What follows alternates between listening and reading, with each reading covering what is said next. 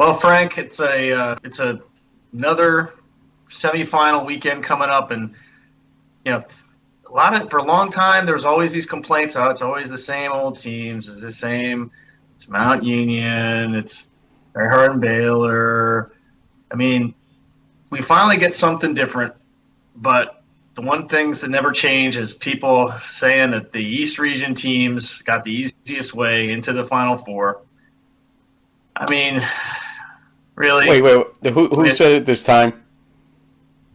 It's our friend Logan Hansen of the Hansen Ratings, who for some reason his statistical model just hates teams east of Ohio, and for some reason these historical lookbacks, they just. I mean, hey, I get it. You look on one side of the bracket and you have two teams that have played 128 playoff games over however many decades, and then on the other side you've got two teams, one from the Midwest actually, and one from Pennsylvania that have combined for 40 playoff games. So we get it. There's a difference. But to say that, I just. Well, here let's read along here. With the D3FB semis coming Saturday, here's a reminder where things sat going into the first round. An average playoff team would be more than 10 times as likely to have gotten this far from Muhlenberg's slot than any from the slot of the other semifinalists. Okay, there's a lot to unpack there. If I can even unpack the grammar related to that, but we'll try. What are you gonna do? What he's trying to say is that Salisbury and the East teams kind of suck. Okay, that's pretty much what's in there. That's what his model is saying. Here's the problem. Let's look at Del Val versus North Central. The fact that Del Val performed better than Mount Union did against North Central, technically, in terms of defense and keeping score down. Maybe not offensively, but I think defense means a lot at the end of the day, or should. Mm-hmm. Del Val lost to Muhlenberg last year in the first round, if you remember correctly, with some of the same cast on both sides. New quarterback for Del Val, obviously. But I don't see where you get the notion when teams from the West came over and went 1-2 on that one weekend in particular back when Oshkosh lost to Salisbury. So if Oshkosh loses to Salisbury and Salisbury loses to Muhlenberg, then I don't understand how you're going to make that determination or what the numbers are going to prove in that respect. Sometimes, folks, these two things right here are what you need to really measure. And this, in terms of a little bit of the syllogism scenarios that, while they don't work all the time, they do work sometimes. So, Logan, we appreciate what you do with your stats and your formulas and whatnot. That said, you're full of crap this time, buddy. We like you, but you're full of crap. That's all we can say. And so let's go into our semifinal preview show here on In the Huddle.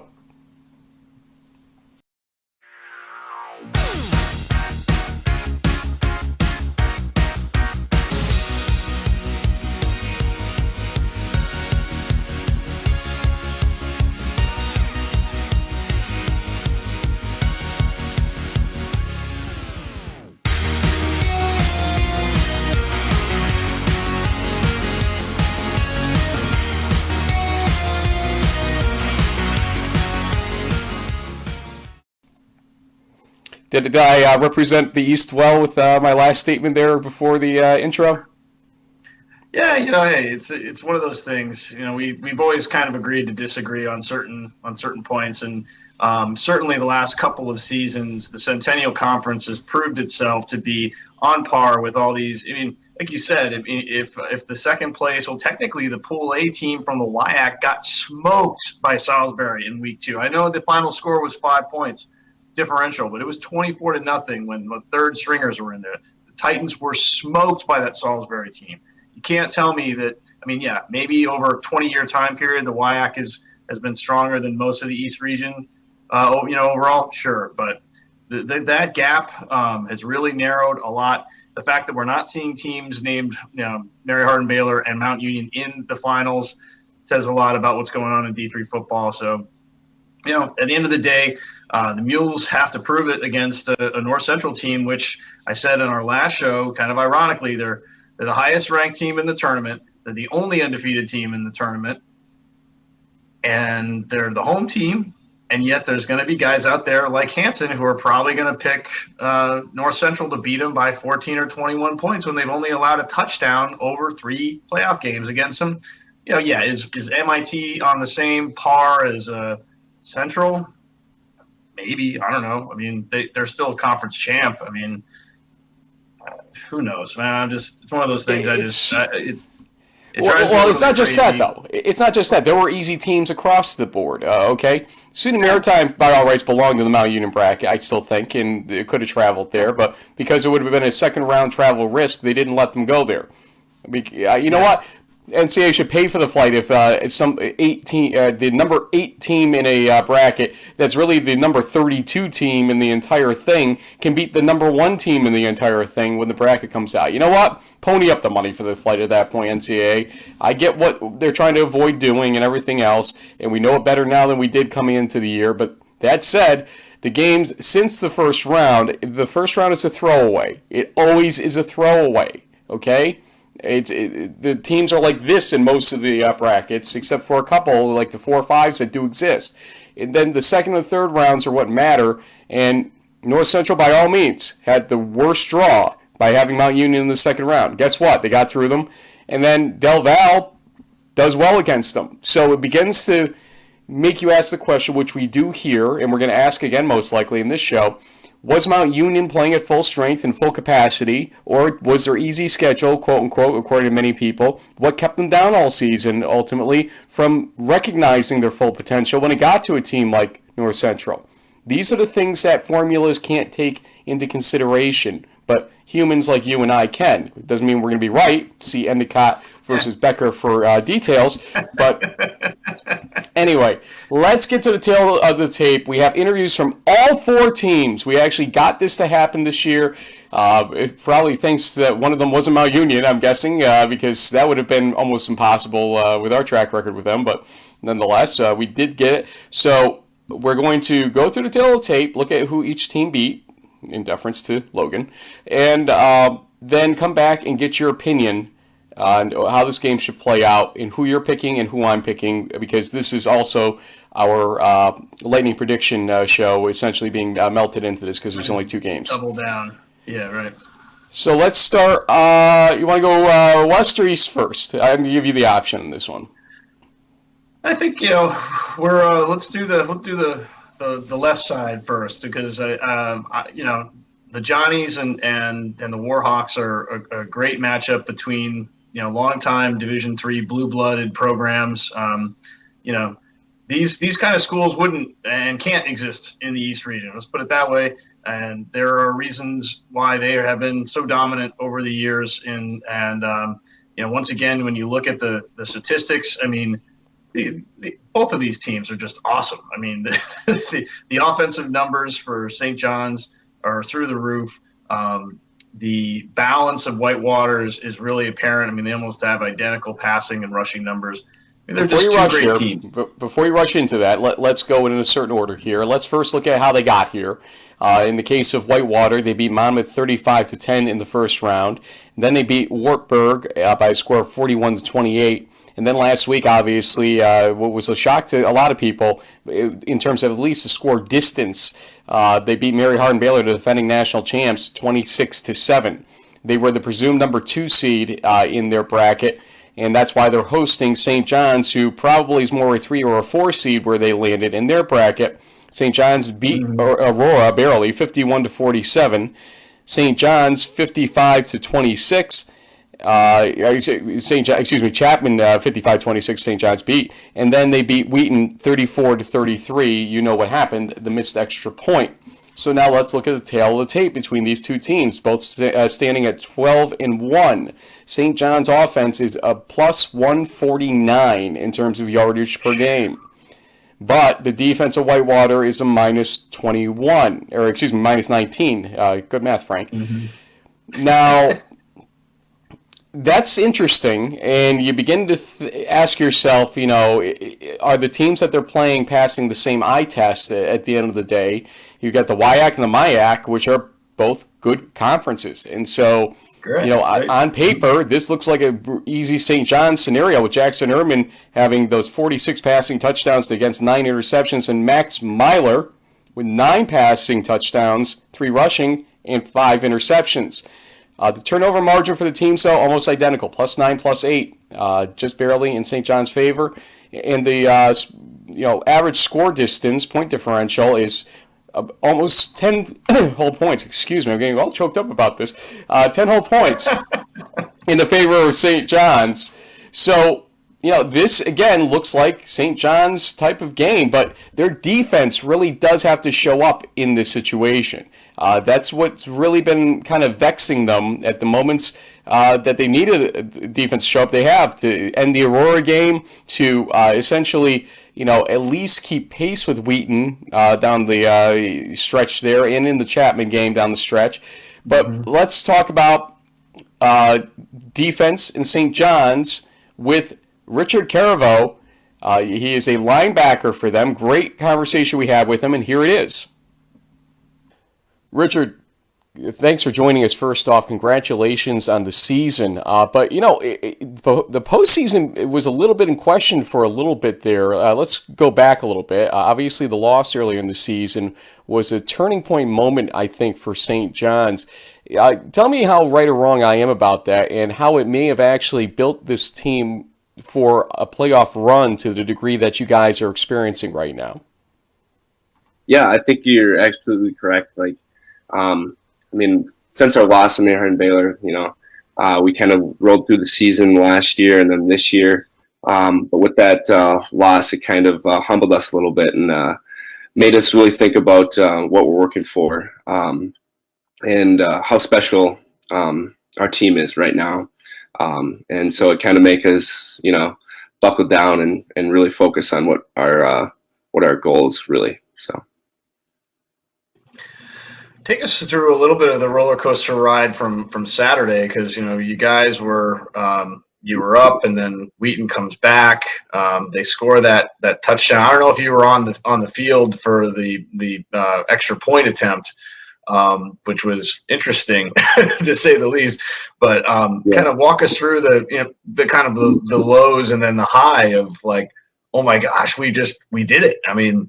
You had a nice lead at the half, but you knew that the Thunder were going to come back. They did a little bit, but at the end, you guys made the last play. I mean, take us through that whole crazy roller coaster ride of a game there.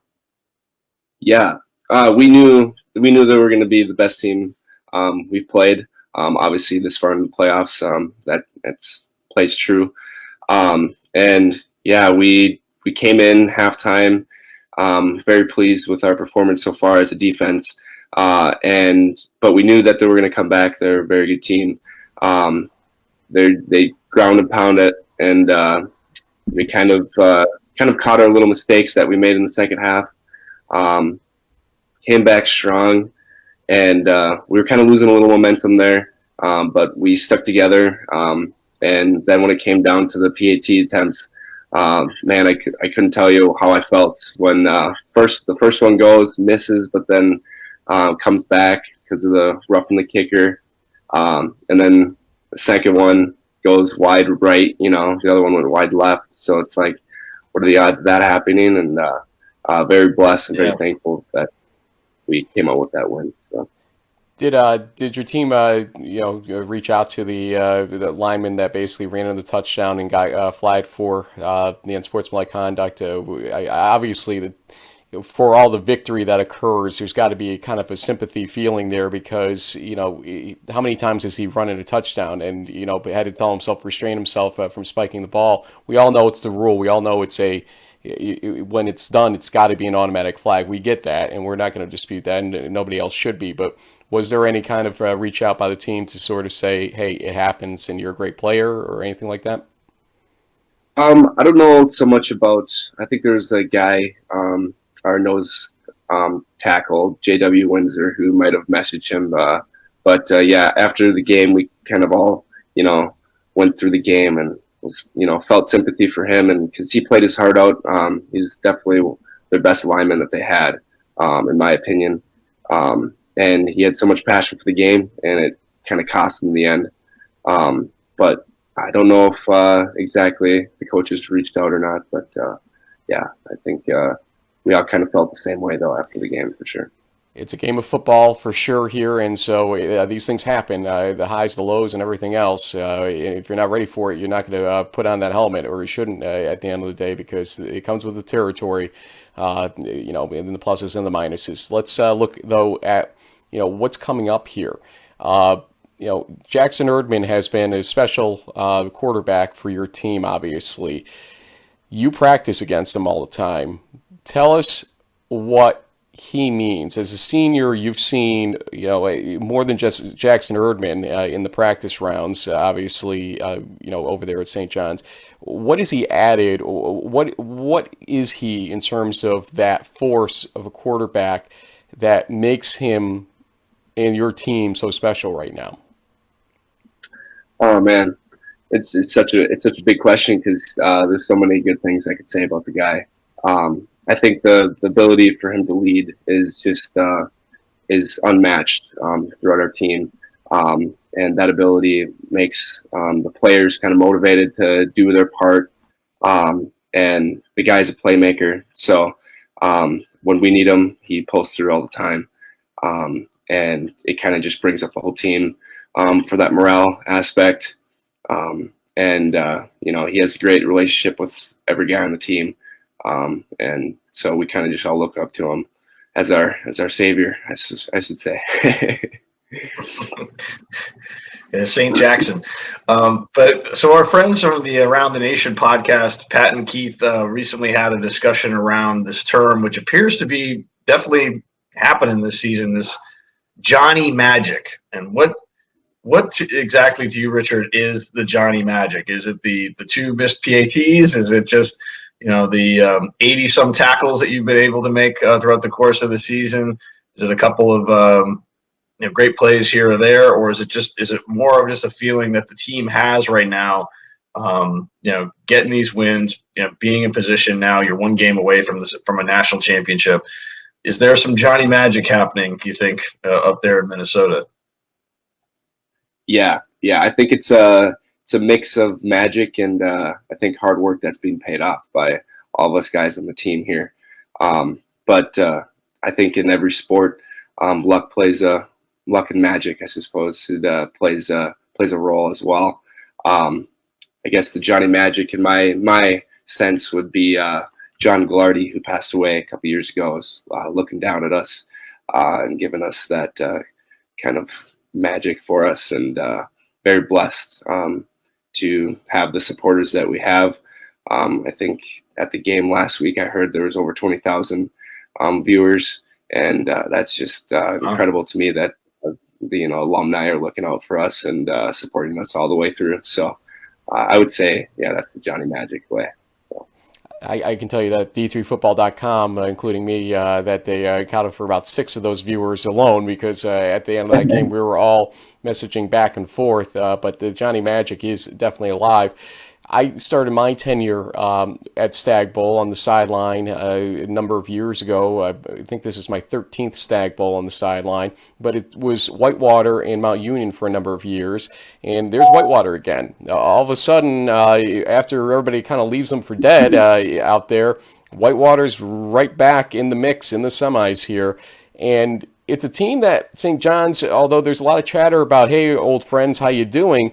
They really are old friends. You haven't faced them since 2008, I believe, was the last time, if our stats are correct on this. You've seen the film. You've seen kind of this pound the rock mentality, but the new quarterback, Max Meylor, has been an interesting force for them, especially in that Mary Hardin-Baylor game.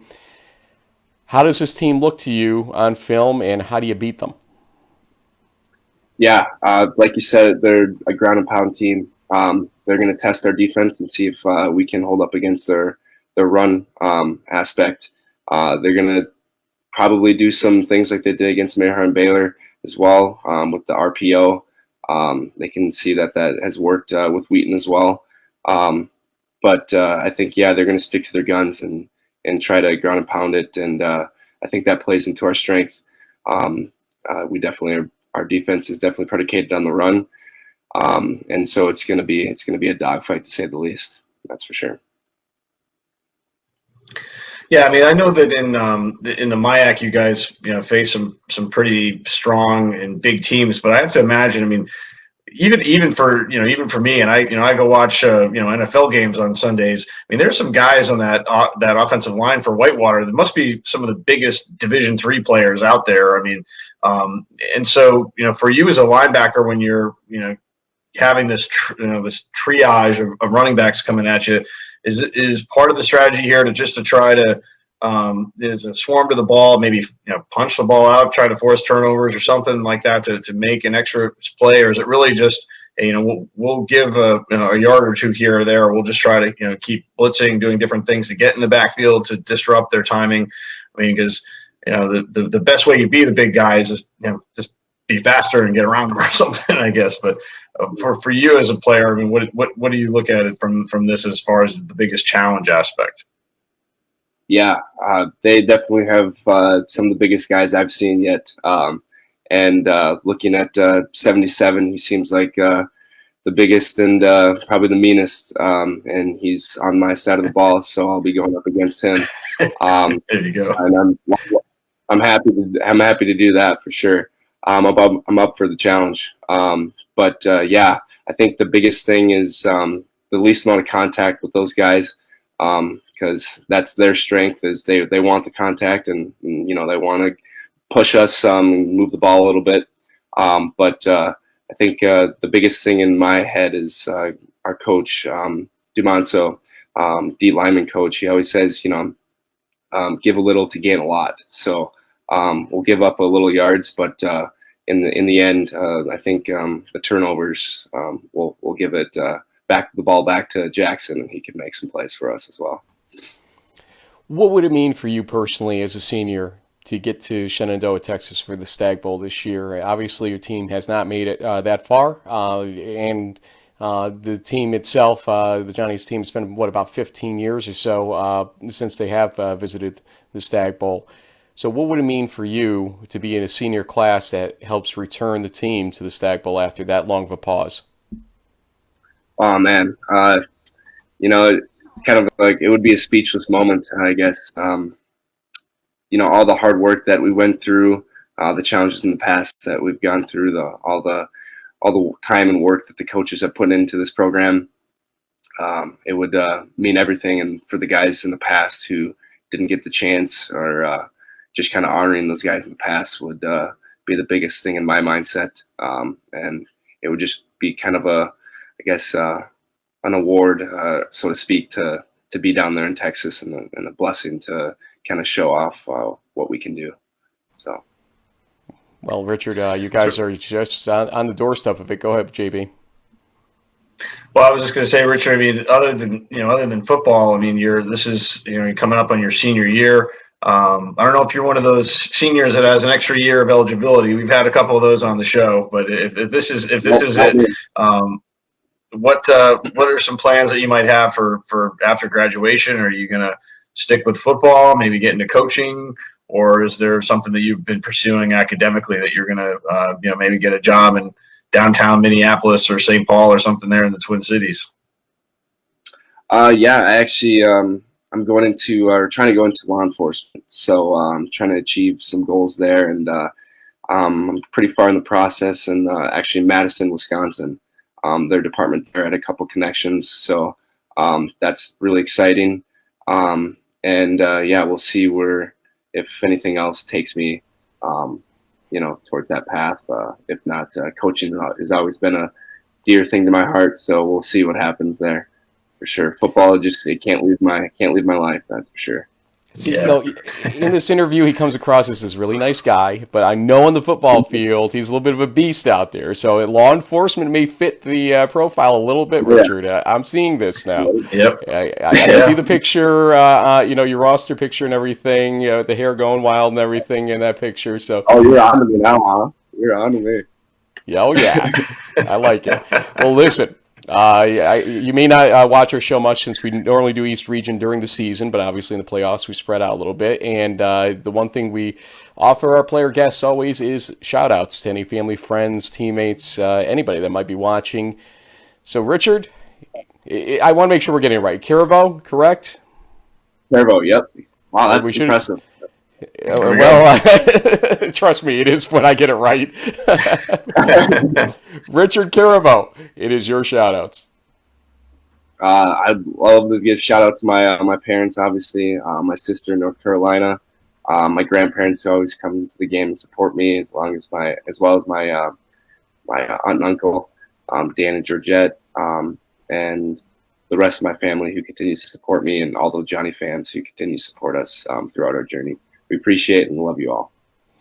Well, when they draw tens of thousands of people to the Johnny's Tommy's game or Tommy's Johnny's game, I guess we have to flip it back depending on who wins and all that stuff. Actually, it's always tough, talking about that game and what it means. And maybe someday we'll have you back on to talk about that. Pat Coleman and Keith McMillan hit that one pretty hard. But the Johnnies are a team that I've had loose connection with through the Gagliardi Trophy over the last 12 years and whatnot. And I've always wondered, when are we going to get a chance to see them in Texas? Well, here's the chance. We'll see what happens. And we want to wish you the best of luck. You seem like a great guy from our interview here. And Ryan Klinkner speaks volumes about you to us. So good luck to you this weekend. We can't pick sides, but we do want to wish you luck. Yeah, thank you so much. Appreciate it. Thanks for having me. Appreciate it. That was Richard Carriveau, who's going to have to try to get to Max Meylor, the Wisconsin-Whitewater quarterback. A lot of people, including us, didn't really fully understand where he came from ultimately this year. We heard a lot about, first start in the playoffs, yada, yada, yada. But, you look back and you're like, wait, this doesn't make sense. He's listed as a junior, and so we talked to him about exactly where did he come from and everything else that you need to know about this upcoming St. John's game.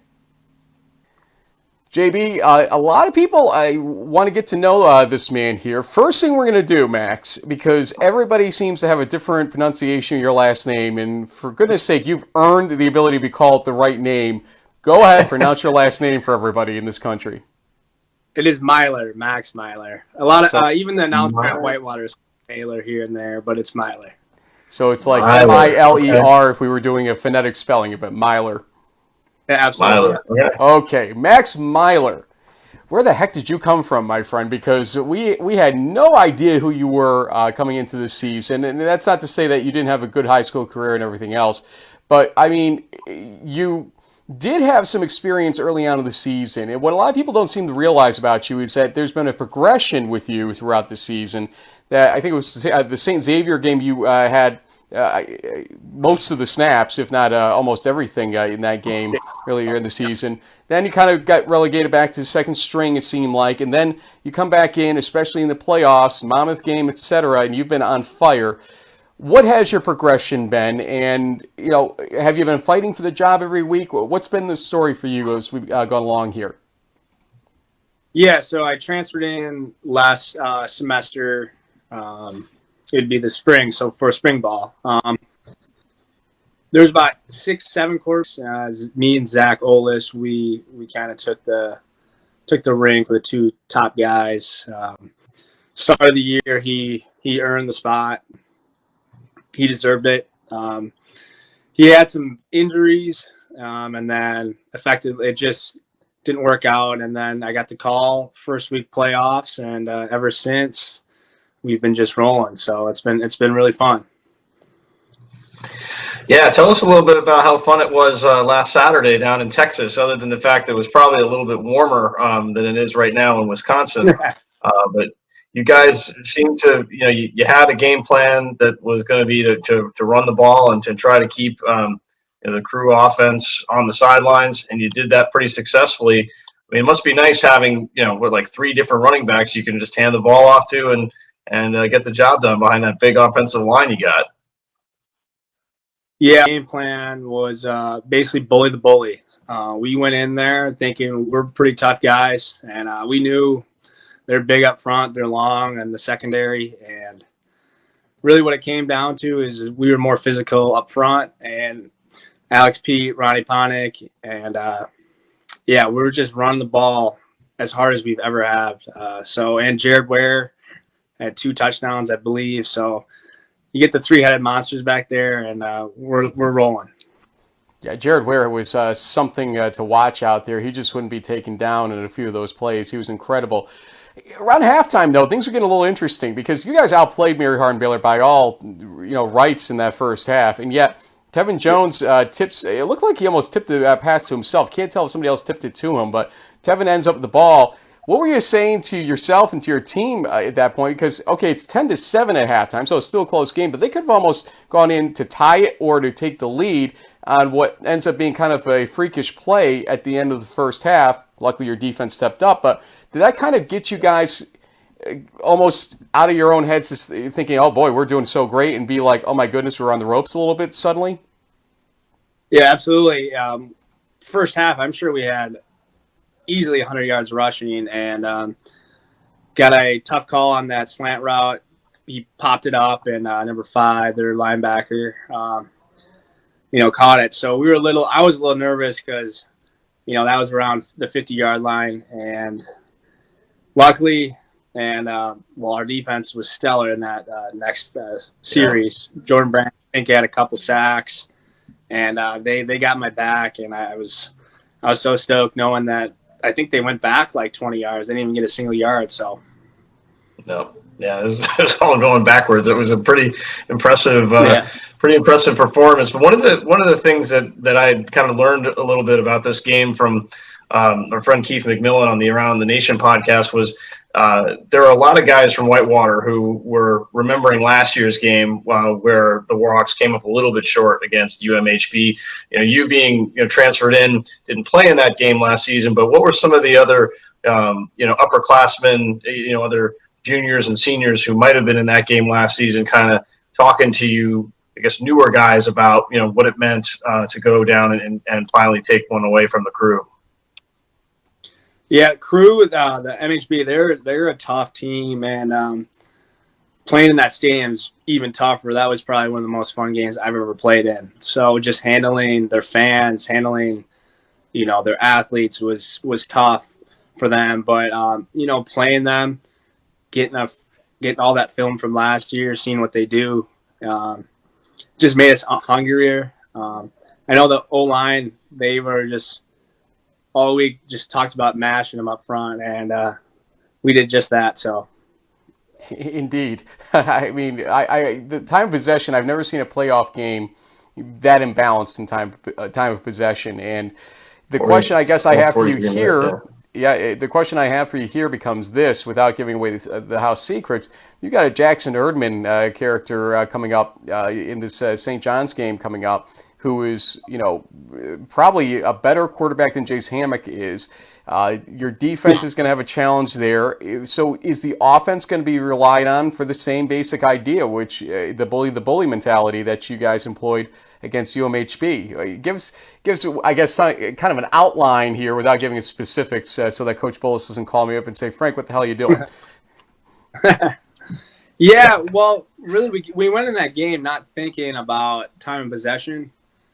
We just wanted to run the ball effectively, and this game, I'm sure we'll have a balanced attack. I'm sure, but getting him Jackson off the field, that offense, very good. If we just keep him off the field, that'd be great. Makes the game a little easier. But it's a game. You never know what happens. Turnovers. We never know. So we play our game. We pound the rock. That's our mentality. So. What's the weather up there like at Whitewater right now? Is there going to be any white stuff on the ground for kickoff on Saturday? I mean, how cold? I'm down here in Florida where it's still pretty toasty, but yeah. I mean, what's the weather like? And I mean, it's probably not going to affect the Johnnies because they're from Minnesota. It's the same kind of deal. But I mean, we're going to see some snow on the field on Saturday, or what do you think? Yeah. So yesterday and today it was snow, but it was like 15 degrees at practice. So little wind chill. The hands were a little cold the past 2 days, still are. But I believe Saturday it's supposed to be a little warmer. But for sure there's supposed to be snow. So that'll be fun. I haven't been in a snow game in a while. Yeah. What is your background for folks, though? I mean, where did you come from ultimately, and why did you end up at Whitewater? What was the pull there? Was it Coach Bullis? Was it somebody else? Give us kind of your background story for those that might not know it. Yeah, so I grew up in Mount Horeb, Wisconsin, about hour west of Whitewater. So I've always knew about their culture. I got a football scholarship and basketball scholarship at Lindenwood University. So I was a dual sport there. Really took a toll from being in season from August to March. So I gave up basketball and then wasn't getting the opportunities I wanted on the football field. So I came back home, and one of the best choices I've made, just seeing my friends and family. They haven't seen me play since, high school ball. So I'm really thankful that I came back here in Whitewater. Yeah, what I read, you finished in the top 6 of in Wisconsin high school history in passing. So I'm sure Coach Bullis was pretty happy when you signed up to join the Warhawks last spring. Yeah, he gave me a call right when I told Coach Jennings that I was coming, and he was pretty stoked. That's awesome. Yeah, well, Max, this is around the time of the show. I'm not sure if you've seen this before, but we always let our student-athlete guests have the final word by giving shout-outs to any family, friends, teammates, anybody that might be watching. This will be coming out on Thursday night, so it's going to have a whole day and a half before football gets played, so make sure you don't forget anybody because you don't want to hear about that on Saturday. You're on a Huddle show and you didn't say hello to us, so go ahead with your shout-outs. Yeah. Max Meylor. Yep. I want to thank my parents, Joan and Dave Meylor, my sisters. They travel all the way down to, Texas and Belton to see me play. They were only there for about 24 hours, but it was all worth it. I want to thank my O-line, even the backup O-line. I was a second string for a long period of the time, football years, so I'm real tight with those guys as well. Can't thank enough. So there's so many people, but they know who they are. I'll give them a shout out when I see them Saturday. Max, can I give a shout out to the rest of the WIAC for the simple reason they're going to have to deal with you for another season, most likely, no matter what happens this year. And yeah. I think that having seen what you're capable of the last few weeks, especially in the playoffs, there can't be many happy WIAC coaches out there to see that Whitewater is back in a big way, and thanks in part, or in large part, to you. Pound the Rock, we've talked about it for so many years. I was at the first Stagg Bowl Whitewater won on the sideline, Pierre Garcon's senior year back when. So I've gotten to see Whitewater, up close and personal over these years. And it's always good to see you guys back in the mix. So good luck this weekend. I might see you in Shenandoah next weekend, depending on the result. Good luck to you, sir. Yeah, perfect. Pound the Rock. Thanks, guys. That was Max Meylor from University of Wisconsin Whitewater. Okay, you've seen the tail of the tape. We'll put it back on the screen here for a moment while you begin to tell folks what you see here and who you're picking and by what score. Here we go. Well, yeah, this is a tough one from the standpoint. I think Whitewater has the ability to drag the game out, but they could win the time of possession in this game and still lose based on the fact that Erdman can throw the ball so well. You look at the tail of the tape, the 220 passing yards per game allowed by the defense is, it's enough for Erdman to hang in there in a squeaker. I think the Johnnies will probably pull it out at the end, but it's going to be a lower scoring game, like a 27-21. I just feel like when I picked against the Johnnies, I've always regretted it after the fact. It was like, oh man, how did I see this? And the way Erdman's playing, I don't know. I mean, it would take an offensive effort similar to what they had against the Crew. I just don't know, however, if this offense, which is so balanced, can really get into what will probably be a shootout type of game plan. I mean, St. John's proved that they could win a game with negative rushing yards, and Erdman threw for over 400, and that was ultimately the difference. So if I have to if I'm forced to choose here, I'm gonna stick with Erdman, who's a little more experienced, and he's winning these close games, and they seem like a team of sort of destiny, so to speak, heading into the Stagg. And what was your final again? 27-21. Okay. Whitewater has proven that they can stop a shootout from developing, though. See the Mary Hardin Baylor game last week. But I am in agreement with you that I think St. John's has a slight edge here with Erdman, being who he is. They're going to need to get the rushing game, though, active somewhat. And that's going to be tough to get through the Whitewater defense on the ground in that way.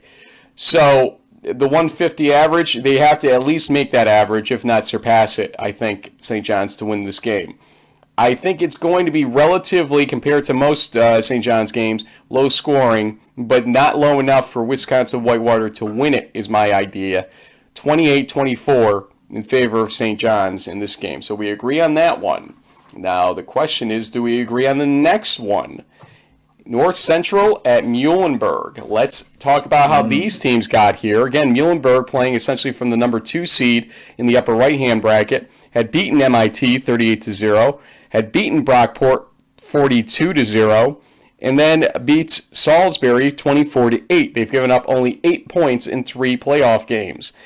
That's kind of a much different story than what we see in the North Central side of things, at least in the second game. We'll talk about it in a moment, because first they beat Wabash 51-15, although it took a little while to separate from Wabash in that game. Then they beat Mount Union 59-52, and then beat Delaware Valley 31-14. They played essentially from the number 3 seed, we think, or thereabouts, in the lower right-hand bracket. That is why they're traveling to Muhlenberg. So let's look at the tail of the tape.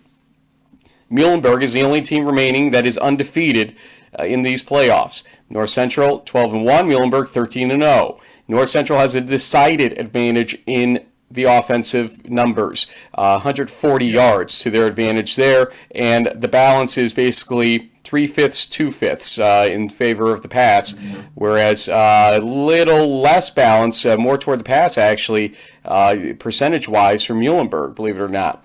Defense is a -52 in the favor of Muhlenberg in terms of yards. Look at these quarterbacks' numbers, though. For all the thought that Broc Rutter would be far and away the better of the 2 quarterbacks on paper, Rutter, 49 passing touchdowns, 2 rushing touchdowns, 4 interceptions. Nakowski, 45 passing touchdowns, 3 rushing touchdowns, 4 interceptions. Almost identical, although Broc Rutter stands a chance to go over 50 passing touchdowns on Saturday, obviously. Turnover margin, identical. Plus 11 on both sides.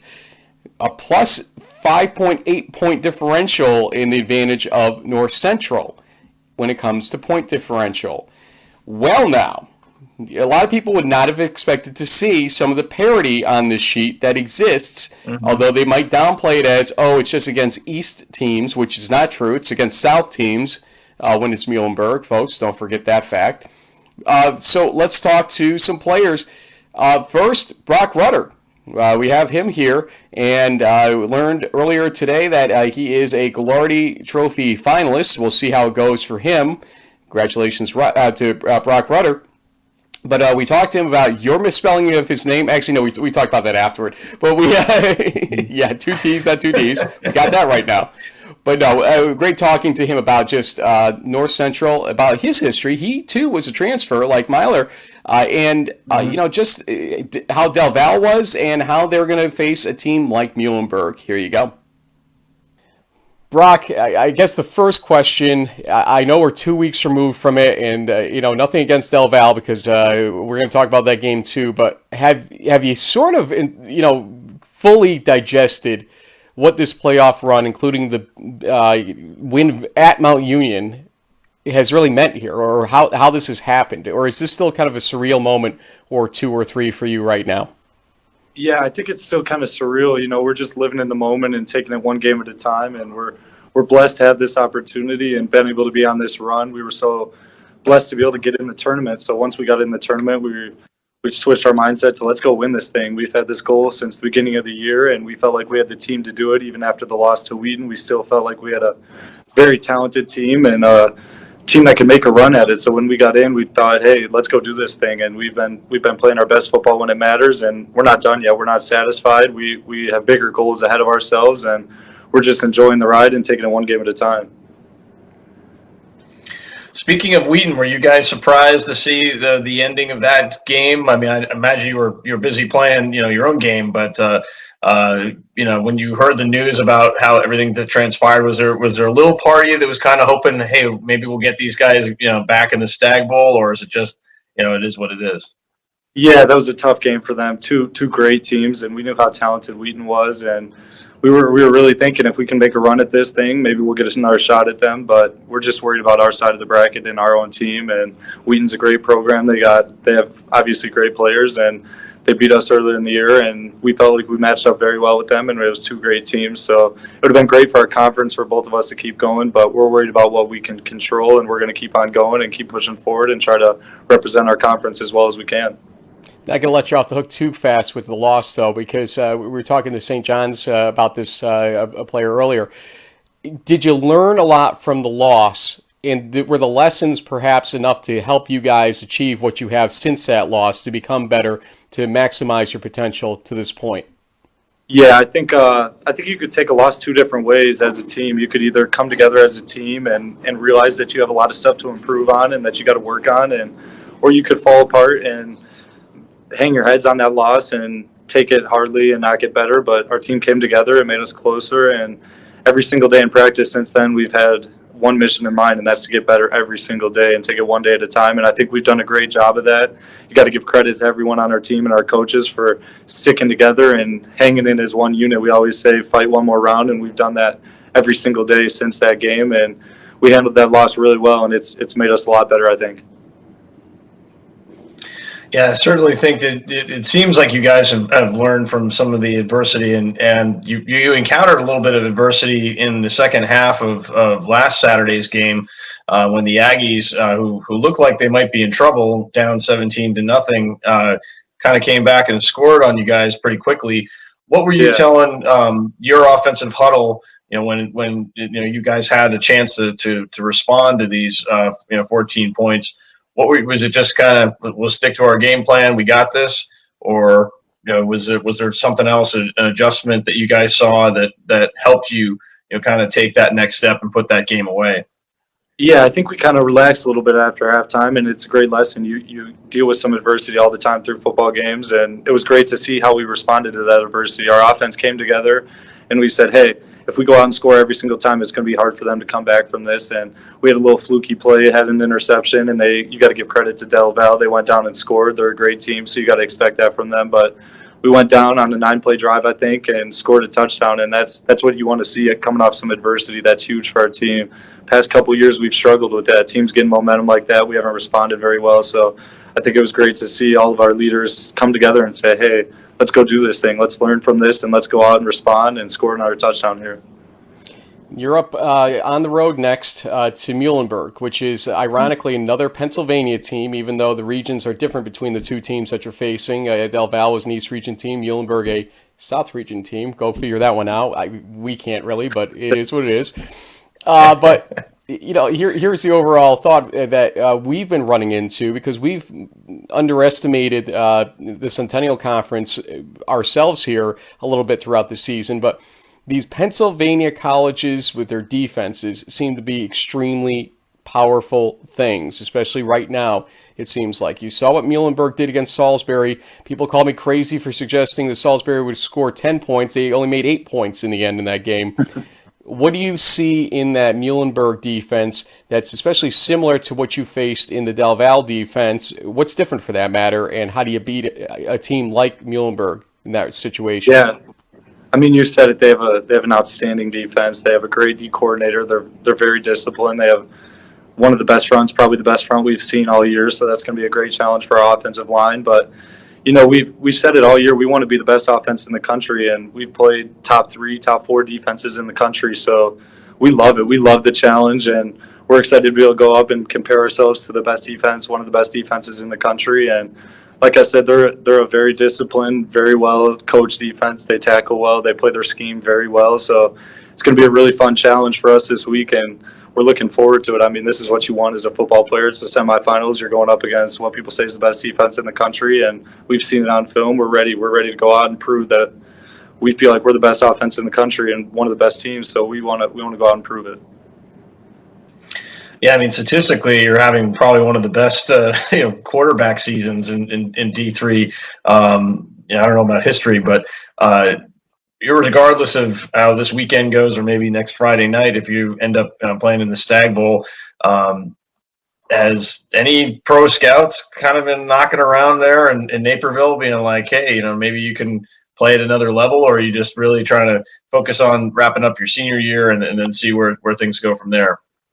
Yeah, I mean, they have a little bit last spring, and this year they've talked to our coach a little bit, but I'm not worried about that. I'm 100% bought in on North Central College and finishing this playoff run, and not going to settle for anything less than playing next Friday night and coming out victorious. So I'm loving my opportunity with this team here, with these coaches. We have a great bond here going, and I don't want this thing to end, so I want to keep this thing going for as long as I can. A little known fact, and I saw this the other day. I didn't even realize this, or I think I did a long time ago, and it's escaped my memory. But you were, I believe, an Indiana State college student before you came over to North Central. Could you tell folks the story of how you got to North Central and what you think of that decision at this point? I kind of think I know the answer to that, but put it in your own words if you can. Yeah, I was at Indiana State for a year and had some really good friends from high school and that I've played football with my whole life, who were at North Central, and they had nothing but great things to say about the campus. And obviously I'm from Naperville, so I've known about North Central for a while, but the coaches here, everyone had nothing but great things to say, and I couldn't be glad, more happy with my decision to come back and play in Naperville. At North Central College, it's more about football, and I've learned that over my time here. We're really building men of character and teaching people how to go about their everyday life.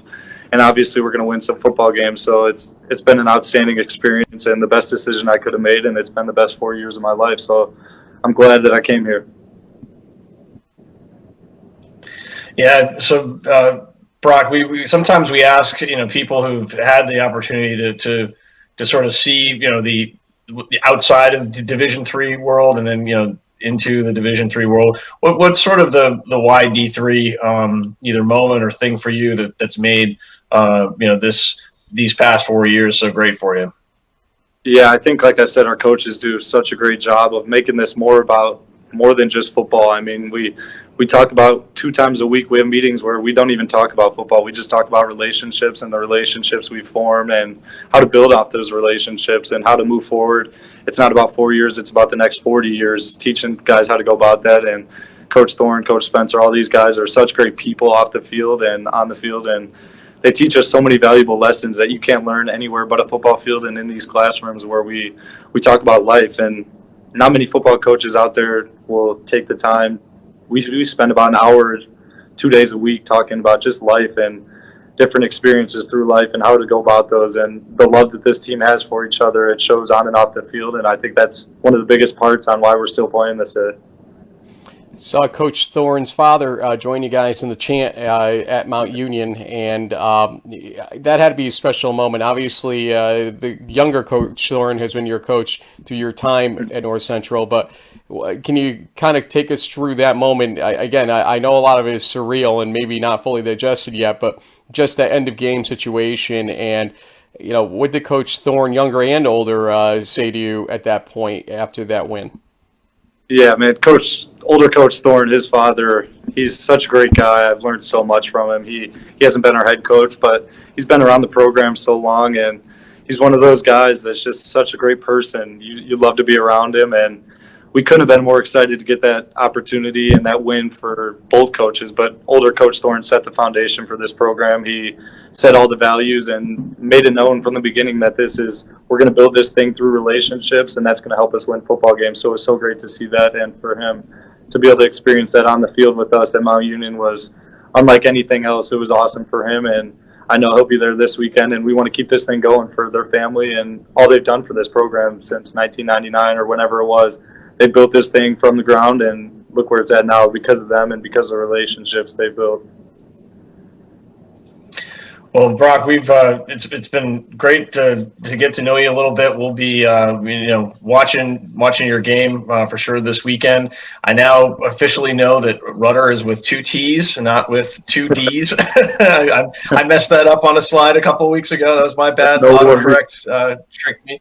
But you are definitely a great example for your program and your team, and we wish you the best of luck. And as sort of in the Huddle tradition, we like to give our player guests the opportunity to give shout outs to any friends, family, teammates, coaches, high school, college, whatever that are out there. So the floor is yours, Brock. Well, thank you guys for having me, first of all, but just shout out to all my teammates. They're what makes this thing so special and this ride so special. And if we get 2 more weeks together, I would love nothing more than that. Every minute we get to spend together, we enjoy it, and it's been a great ride, and we're looking forward to continuing this thing. Brock, I will see you at Muhlenberg on Saturday, and then we'll see if I'll see you on the Friday following it. Again, we keep saying to all the players that we're talking to, coming into the season, we didn't see it like this. We didn't see this possibility for all these teams to still say that they're alive at this point. We thought there would be a Mary Hardin Baylor somewhere and a Mount Union somewhere. There's not. But at the same time, there's North Central, Muhlenberg, the St. John's, and a Whitewater. Whitewater may be the old standard or most recent standard, but to have these new teams involved and guys like you, it's just such a great experience for us as well. So great getting to talk with you. See you this weekend, and who knows what else. Yep, thank you guys. Thank you so much for having me on the show, and look forward to it. Really enjoyed our conversation with Broc Rutter. Again, earlier today announced as a Glardy Trophy finalist by Pat Coleman and myself on D3Football.com. And, he's going to have to get away from that defense of Muhlenberg. And we have a twofer for you here. 2 guys we really enjoyed talking to from Muhlenberg. We had Mickey Kober and Frank Lucchesi on. And, Frank, I don't think we've had many Franks on before. We were trying to figure this out. If we had any on in the last few years. I don't remember any, but maybe one at the most. So to have my namesake on, it's very special to me, Frank, especially ending an I on your last name. We had a lot of fun with these guys here. Yeah, slightly. You'll see it right here. JB, I'm noticing a trend here with some facial hair forming at the Muhlenberg Central. We had Coach on last week. Coach Milne had a playoff beard going. Not sure it's the best look in the history of man for any football coach out there, but he's doing it nonetheless. I see a little facial hair here with Mickey and Frank. Guys, first off, congratulations on getting to the semifinals. Second off, when are you shaving this stuff? Hopefully soon. I know after the Brockport game, as soon as I walked out of the locker room, my mother texted me. She goes, "You need to shave and get a haircut ASAP." And I explained to her, I was like, "Mom, I'm superstitious. Can't get a haircut or shave until we lose." So I'm hoping I'm shaving after the Stagg Bowl on Saturday, next Saturday. Yeah, I was just going to say, well, next Friday night could be an interesting night. We'll get to that in a second. Mickey, is that mustache the normal look for you or no? No, it's the same thing going for me. I'm not. This is a little bit of a playoff mustache. As long as we keep winning, I'm going to keep it. But just like Frank's mom, my mom wasn't too thrilled with it the first time she seen it. Frank, with the name ending in I like mine, with the name Frank, I know what you're going through. My mother would tell me the same thing if she saw it. So God bless you. And I'm 43, and she would still tell me this. So it's not going to get any better in life. Okay? JB, why don't you ask him a football question? We could go on like this all day. Well, I mean, the playoffs, you always hear about the quarterbacks, this and that and the other thing. You guys are going to be playing one of the best quarterbacks in the nation coming up this weekend. But I mean, what you guys have done as a team defense is pretty unprecedented. Only 8 points allowed in 3 games. What is working for you guys so well, and how, looking back on Saturday's game, what was kind of the plan there and to shut down the triple option offense, and you certainly did that pretty well. Yeah, Muhlenberg's defense is really tailored around playing unselfish, doing your job, doing your 111th. This past Saturday, Salisbury had a very dynamic offense, and an offense we have never seen this year or, in any years, really. our defensive coordinator, Coach David, dialed something up for the triple option, and it was a matter of everyone, doing their assignment. And I think we did that to the best of our ability, and we got to shut down a very high-powered offense to 176 yards and 8 points. Yeah, I think kind of just buying into Coach David's scheme, it's really easy to play fast and hard for someone that you respect and love so much. We know that our coaching staff is going to have the best scheme for us going in to every game. They're going to put us in the right position. It's whether we make the play or not. So just thriving off Muhlenberg's tenets of flying to the ball, getting 11 hats there, and being physical all the time is kind of what led to our success against Salisbury. Mickey, the history of Muhlenberg is essentially you guys as a team have had good records over the last 5 to 6 years, but there was a lack of respect for the Centennial Conference, part of which was caused by the fact that you guys played 9 conference games, I believe, in most seasons. And so who did they play? Who did they play would always come up, especially when Pool C decisions had to be made along the way. Last year, Centennial Conference started to get some respect when Hopkins and you guys kind of duked it out in 2 separate brackets. But it seems like you guys almost came out with a chip on your shoulder to prove something more this year to guys like me who maybe didn't buy into it fully still. What was the mentality coming into this season concerning last year, especially in the success you saw, he said, and how did it carry you guys forward to this point? Yeah, I think senior leadership comes into play here because our freshman year, we went 9-1, losing to Hopkins, who eventually got the automatic bid in the CC. And we just felt like that wasn't enough, and we always wanted more. So Division III football giving us the at-large bid and giving us an opportunity to showcase our talent in the national playoffs, we wanted to make the most of every opportunity. So this year, like every other year, one of our first goals was to win the Centennial outright and to improve upon our position from last year. So going out and dominating teams like Johns Hopkins and Susquehanna and a very good Ursinus team, we're kind of on the forefront. And then from there, just taking every game one at a time, no matter who our opponent was, and just focusing on playing Muhlenberg sound football. Yeah, Mickey hit it on the head there. So what's it like for you guys now? I mean, you're in the middle of your final exams. I think we're interrupting you, studying bio and maybe like financial accounting or something. I'm sure is very, very exciting content compared to this. But, I mean, what's it like for here you guys are. You got the biggest game of your career, a couple of days away, but you're still students. I think that's the beauty of Division III, right? You still got to crack the books and get the grades, especially at a school like Muhlenberg. What's this week been like for you guys? Kind of post Thanksgiving, into finals and getting near to the end of the football season. I think we treat it like every other week, cracking down on books, going to meetings. I know this week's a little bit more for most people because you have to spend more than, the average, 12 to 24 hours a week on work. People are cramming work at night, but the coaches did a very good job of planning practice and meetings around our schedule, giving us time to sleep a little bit and focus on our studies. And I would also say, the beautiful thing about Muhlenberg is that you can do both.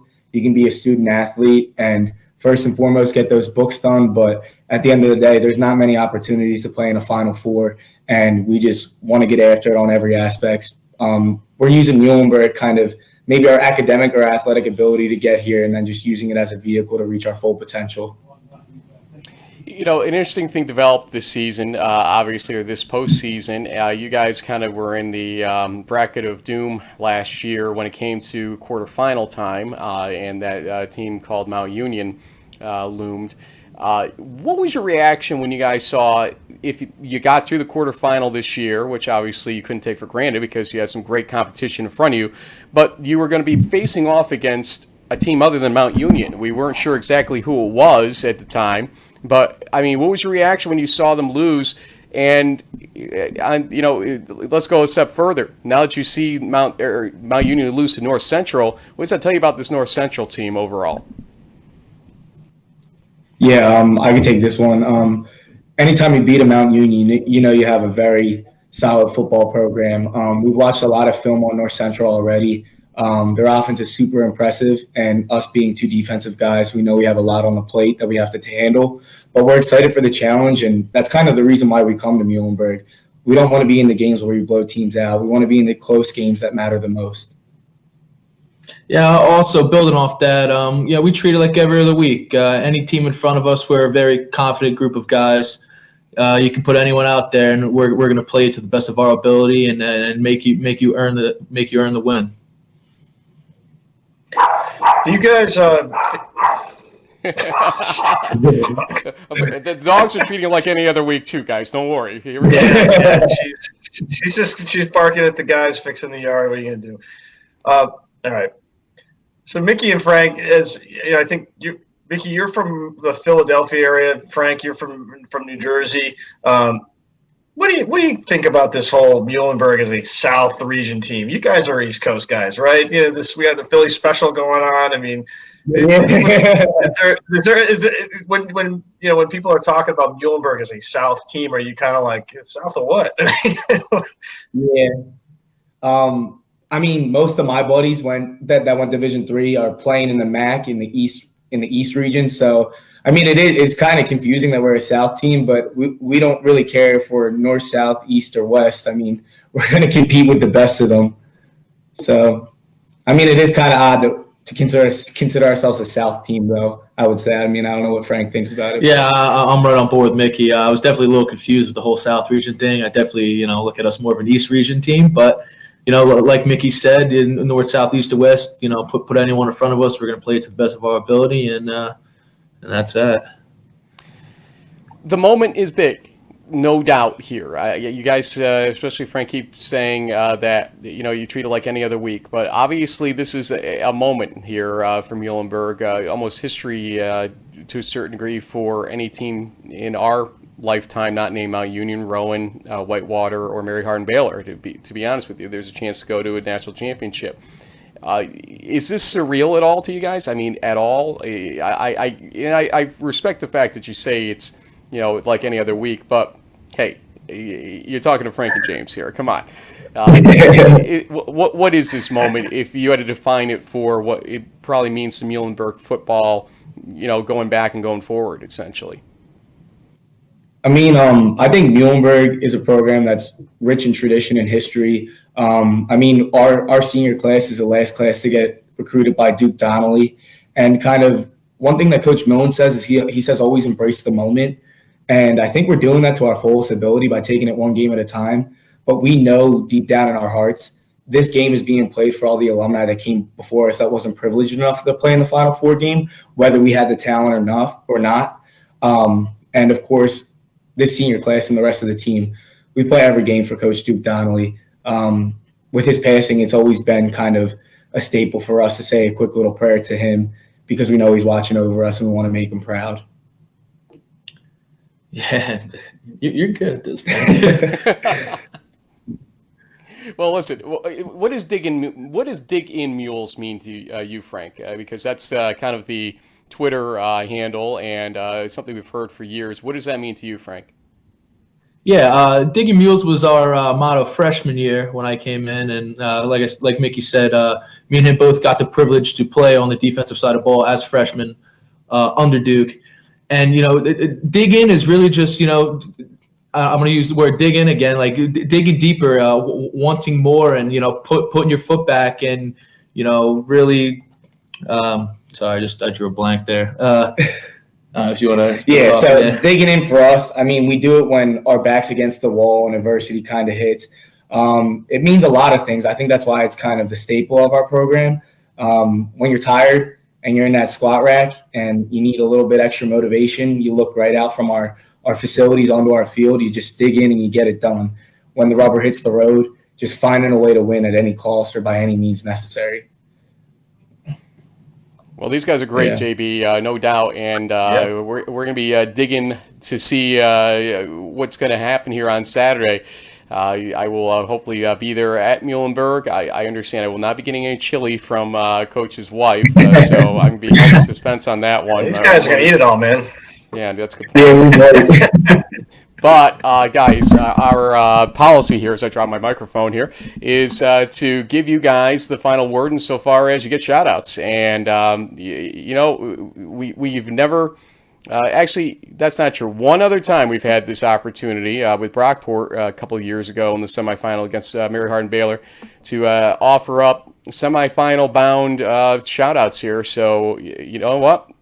The floor is yours for as long as you want to give shout-outs. Mickey, go first, then Frank. I guess first and foremost, the first shout out should go out to our coaching staff. Coach David, our defensive coordinator specifically, Coach Millen, our head coach, and everybody else who's worked really hard to get us here to this point. I think we should also offer a big thank you to the support we're receiving on the other side of campus from an academic standard and kind of the support from our institution. And then lastly, I got two shout outs. One's to my head offensive coordinator and head coach, Coach Michael Murphy at the Hereford School, and defensive coordinator Brian Martin from the Hereford School, and then Coach Nolan, who's also an alumni at Muhlenberg College and got me here. So that's what I got. Yeah, I'm going to continue off that. I definitely want to do a shout out to our coaching staff, in particular Coach Millen, our head coach, but Coach Corey David and my defensive line coach, Coach Jordan Orlovsky. Both, shaped me into a phenomenal player this year, and I thank them for all their guidance. Second off would definitely be, the support we receive on campus. A lot of the teachers are very on board with our program, adjusting, schedules around ours and helping us through finals week and work we have to get done. I would also like to do a shout out to my family back at home, my mother, Robin, my dad, Frank, my sister, Gianna. Since day one, driving me around the practices, but buying me, all the equipment I need and being there for me truly means a lot. Me too. My mom and my dad and my three brothers, because I forgot to mention that. You got to give their names, guys. Come on. What's the brothers' names? My mom, Christine Cover, my dad, Timothy Cover, and then my brothers, Timmy, Christopher, and Francis. There you go. Well, guys, I'm shocked Awesome. there's no shout-outs to Broc Rutter of North Central. I mean, they'll be deliver that shouting personally something this at them weekend, across the or line. I mean, We'll see. I mean, as Mickey said earlier, North Central's a very sound team on both sides of the ball, and shout out to them for making it this far, and shout out to us for making it this far. It's going to be a dogfight on Saturday, and I can't wait to play. Yeah, we're super excited for the challenge that North Central is going to present to us. guys, good luck this weekend. Win, lose, or draw, this has been a success of a couple years, let alone a season for you and a career for both of you. And so good luck, congratulations, and let's see where this goes. Thank you very much. Thank you, guys. See you guys. See ya. Yeah, that's what I'm talking about. Muhlenberg and those defensive guys, very well spoken, even though he blanked out for a half second, Frank did. He picked it up right where he left off, ultimately, and Mickey, good compliment to him. And they complement each other on their team as well in terms of their gameplay. Mm-hmm. So here we go, JB, again, putting up the tail of the tape again for everybody to see. How do you rate this game? How do you pick this game? Yeah. I think the most interesting stats for me, Frank, is when you look down at the very bottom of the point differential. It's pretty clear that you don't want to get into a shootout with North Central because any team that can put up over 50 plus points is going to be tough. But then again, you look at the points against Muhlenberg, all these shutouts, holding teams that were averaging 40 plus points or more going into their quarterfinals game. I mean, this defense can really lock things down, and North Central doesn't have a bad defense. I mean, they're averaging basically 2 touchdowns and a field goal being allowed. So this just might be one of those games, Frank, where if the defense is sort of settled in, it may come down to the last couple of possessions or turnovers, which, interestingly enough, are kind of identical. At this stage of the season, it looks like each team is averaging basically one per game as far as the loss, but they're collecting 2. So someone's going to have to give there. This is going to be a tough one to predict. But I'm going to go with the home team. I'm going to say that defense will win in the playoffs. And even though this quarterback Rutter is just phenomenal. I mean, I can't believe no one's been talking about him for some kind of pro opportunity, at least from at least what I've seen on social media. But I feel like, the home field advantage, the strong defensive pressure that they'll generate, and this might be one of those things, Frank, that we talked about at the top. Maybe North Central hasn't seen a defense as good as this before. They may not have seen anything like this in the CCIW period. Certainly Del Val hung in there for a while, and we said on our last show that this Muhlenberg team is probably a better defense than Del Val's. So I'll take the Mules in a lower scoring game. Kind of like I like the score you threw out there earlier. I'm going to go with like a 28-24. There will be some offensive plays being made. There's going to definitely be a few touchdowns. There's no way this is going to be like a 10-7 game, but I'll take 28-24 with the Mules hanging on at the end. I think maybe North Central has seen a defense like this season, and the team was Wheaton, and Wheaton beat them ultimately. I think Wheaton does have a good defense. It just let them down ultimately in the first half of last week, and that's what really unleashed the beast in St. John's to take the 21-7 lead at halftime that they were basically just barely able to hold on to because of the extra point situation there. So my thought is this: if I think that Wheaton's and Muhlenberg's defenses are on par with each other, then I have to give a slight edge, I think, to Muhlenberg in this situation. But as Rutter said, they learned a lot about themselves in that Wheaton game, the loss that they had this season. And, I just think it's going to be a close game, lower scoring, even lower than you're thinking, but not as low as I predicted last week necessarily about the Salisbury game for Muhlenberg. I just see, I think, probably the best pass rush coming that maybe North Central has seen next to Wheaton, or maybe it's even slightly better than Wheaton. And that pass rush will be key here. Will the rush game be able to get underway for North Central? They do lean on it more than we realize with 230 yards per game on the ground. But I have a funny feeling about Diggin' Mules and Duke and everything else that you can't represent on a Logan Hansen chart. Those things mean something in the game of football. They really do. Yeah, they do.